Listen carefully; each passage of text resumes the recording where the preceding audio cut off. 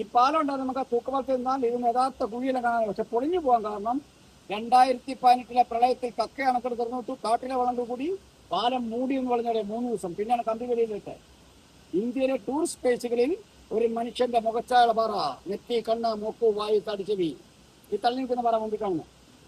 ഇരുട്ടായി ഇരുട്ടായി കഴിഞ്ഞാൽ ആരാ കാട്ടുപോത്തിന്റെ സംഘമാണ് റേറ്റില്ലാത്ത. ഏതെങ്കിലും ഒരു വിനോദസഞ്ചാരി മഴക്കാലത്തോ വേനൽക്കാലത്തോ ഇവിടെ കണ്ടുകൊണ്ടിരിക്കുമ്പോ എന്തെങ്കിലും സാഹചര്യത്തിൽ അപകടത്തിൽപ്പെട്ട് കക്കയെ മുരക്കുഴി വെള്ളത്തിൽ വീണു പോയ ആള് പോയി കൂടെ കാണാൻ വന്നയാൾ തിരിച്ചു വെക്കുള്ള കേരളത്തിലെ ഏക തെരച്ചിലില്ലാത്ത ടൂറിസ്റ്റ് പ്ലേസ് എന്നറിയപ്പെടുന്നു.